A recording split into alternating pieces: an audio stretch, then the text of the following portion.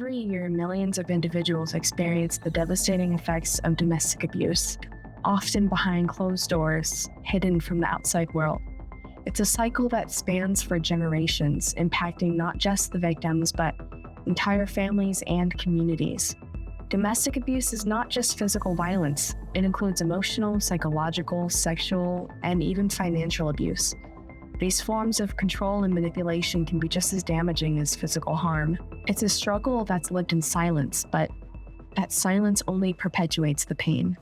The only way to stop it? Give the victims a voice, break the silence, and end the cycle.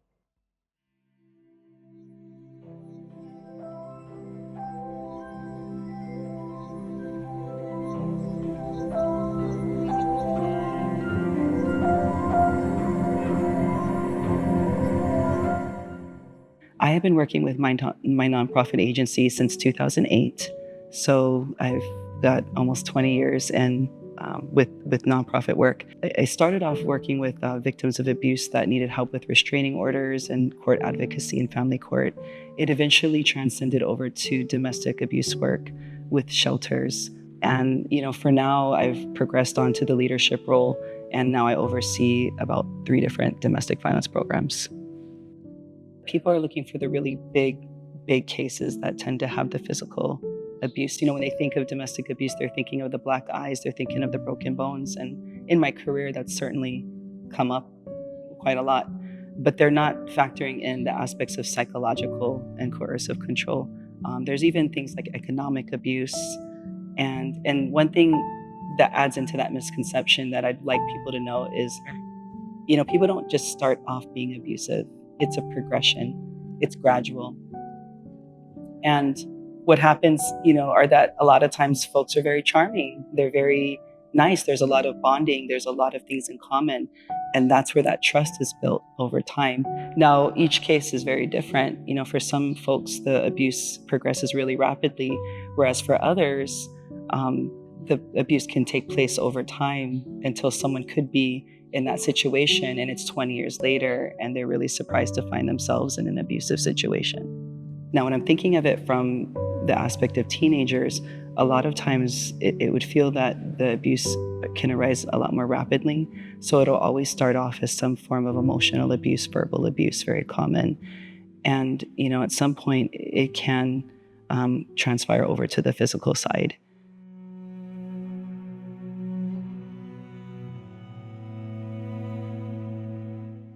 When I was 16 years old, my boyfriend almost beat me to death. He beat me so badly, I suffered a severe brain injury and was in a coma for 4 months. The intensive care nursing staff told my dad they had never seen injuries like mine before. If they had, they were associated with road trauma cases. Before my abusive relationship, people described me as a strong netballer, quick swimmer, and a very strong, fit, and healthy young girl. I was very in control of my own life. I was only 14 years old when I began my relationship with him. He was 4 years older than me, and initially everything was great. I trusted him in ways I had never trusted anyone else. But soon into our relationship, he became possessive and controlling. And he started abusing me. I thought it was my fault. I made excuses for the way he treated me, and I blamed myself. There were many telltale signs that forewarned me about him. He often verbally and physically abused me. He introduced me to drugs, and he supplied me with them. And after being abusive, he would often become very emotional and cry. Other times, he threatened to kill himself if I left him or if I went somewhere without him. Before the last attack, my parents tried to get help from the police, but I cared so much about him that I didn't want to get him into trouble. I cared about him so much that it took me years in therapy to realize I was never going to change him and to finally break up with him.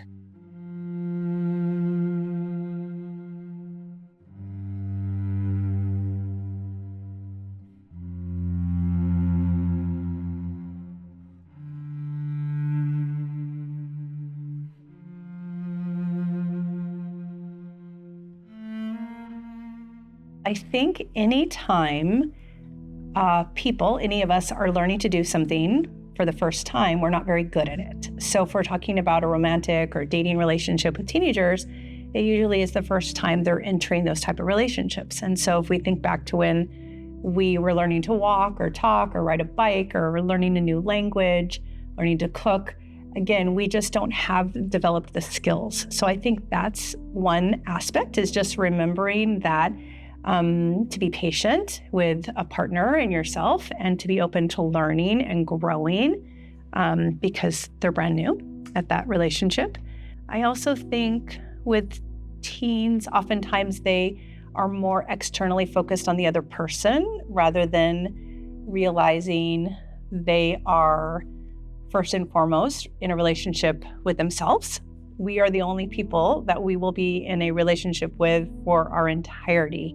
Our parents will come and transition from this planet, and we have lots of relationships all the time, but we want to first and foremost really have a good sense of self and a good relationship and some good self-awareness. And so I feel like sometimes that's still lacking, and teenagers get too focused on the other person in a relationship.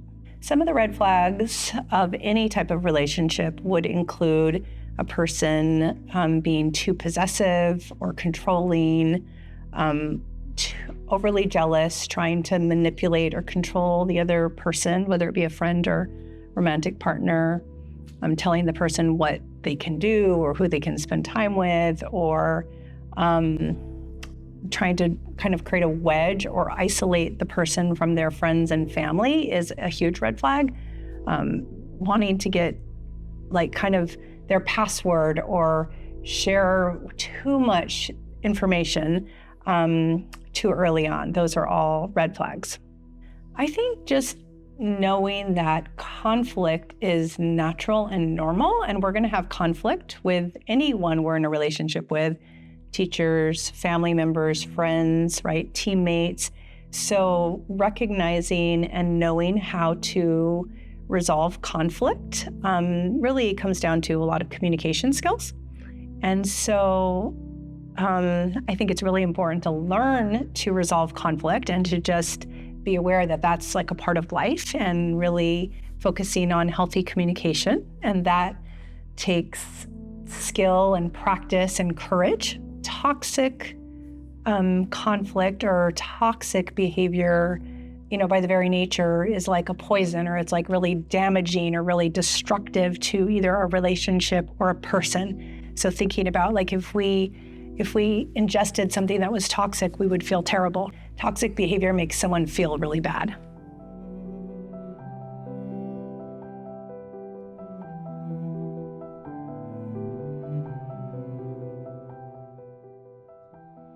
When me and my boyfriend first met, he seemed really into me. He'd constantly tell me I was beautiful and shower me with compliments and always say that he loved me, and he really made me feel special. We eventually later moved in together, and that's when it began to change. He became really controlling of everything I did, controlling what I ate, who I'd hang out with, where I would go shopping. And then when I came home, I was expected to have all the cleaning done and cook everything for him. He compared me to other girls, and I began to feel really bad about myself. When he started doing more drugs and drinking a lot, it got a lot worse. He became physically abusive and would start hitting me and kicking me. And he would do all of this with his friends watching, and they would do nothing.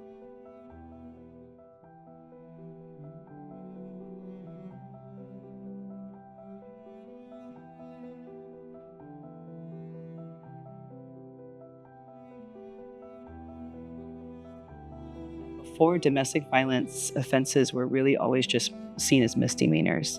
And they still are, for certain type of offenses within domestic violence, like if it's your first offense, they're always looking at the level of severity. But what has been really progressive through time is that now there are felony, there's felony offenses too. And I think that helps to be a really big deterrent, because it sends that message out there that you're going to get more jail time, more fines. There's harsher laws now. Currently assigned to the juvenile aid section of the Hawaii Police Department, and we handle domestics, they turn felony, any sex abuse crimes, And we also do runaways and elderly abuse. Our unit is a specialized unit, they call it, within the department. And you have like the detectives that handle burglaries and car thefts and that kind of stuff, where ours is a little more intimate. The cases that come to ours, child abuse, sex abuse, any sex crimes, juvenile and adult, which means there was a weapon involved or severity of injury. Like, I think strangulation is a huge thing now. So we have 5 detectives. We're supposed to have 7 people in our office. We're kind of shorthanded like everybody is now. Challenges are infinite. As a patrol officer, and you respond to a domestic, you're on their turf. You have no idea what you're walking into. You don't know what they have in the home. You're going in blind. So it's sticky. It's always a tense situation. It's one of the most dangerous calls for officers to respond to. In the past, for many, many years, there'd be a domestic altercation, and then whoever called 911, the police show up, it stops, and then they're reluctant to do anything because that's their life, that's their home, that's their family. They don't know anything else. Our laws, if you ask me, aren't strict enough. If you ask any officer, the laws aren't strict enough, probably. But the state has taken it off of the shoulders of the victim in those cases. And so the department becomes the complainant. You know, as an officer, you'd end up at the same homes over and over and over and over again. And it's looking from the outside, it's really good to say, like, you know, you don't have to live like this. This isn't normal. It's not healthy. But when they're in it, I think it's just a different perspective. And it's so hard to convince people. I've sat there for an hour talking to somebody about it, and 2 days later, they're back together. And there's nothing I can do about it except respond the next time it happens, which is super frustrating. You have to be an advocate for yourself. If nobody knows it's happening, nobody's coming to help. If people come to help and you put yourself back in that situation, it's so hard to understand. Like I said, looking from the outside, it's not easy to extricate oneself from a situation like that. You've got kids, you've got work, you've got car loans that are in everybody's name. But you have to be an advocate for yourself, or it's never going to work.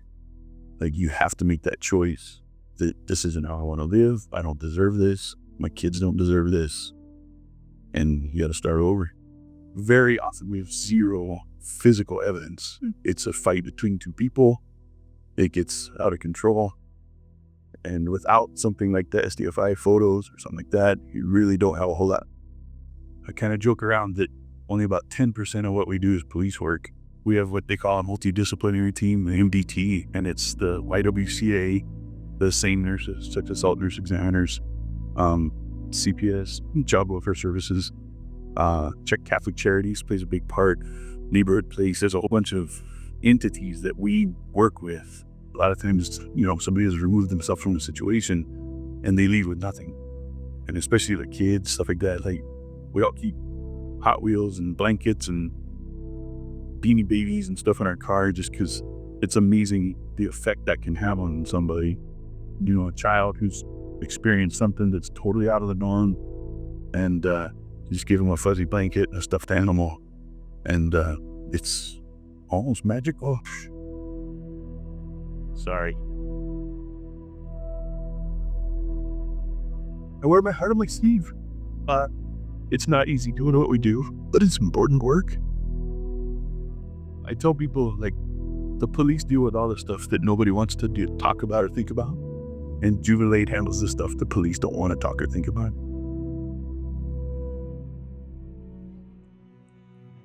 At first, I didn't really know that it was a emotionally abusive situation.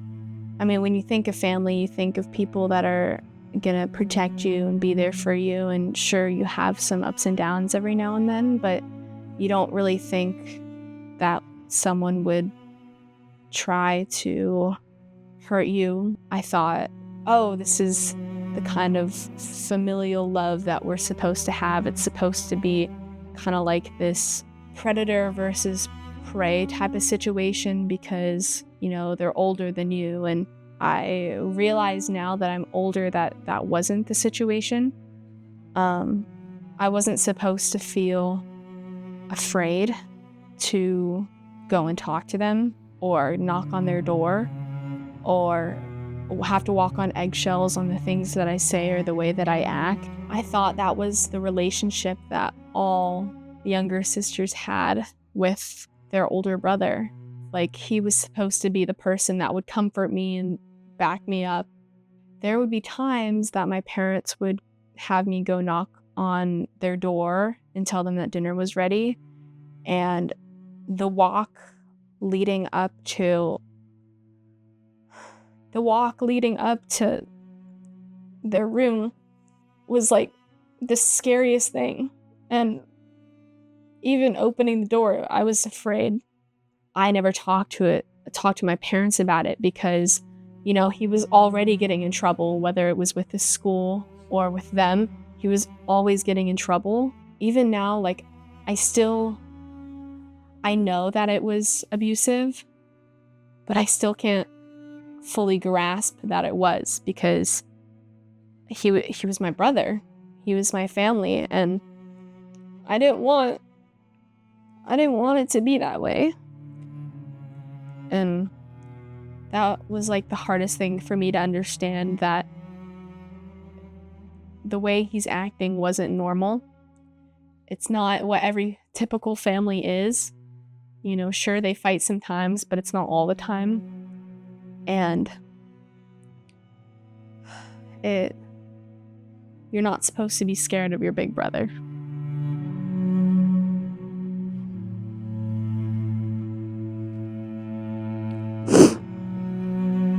That's hard. I'm so sorry.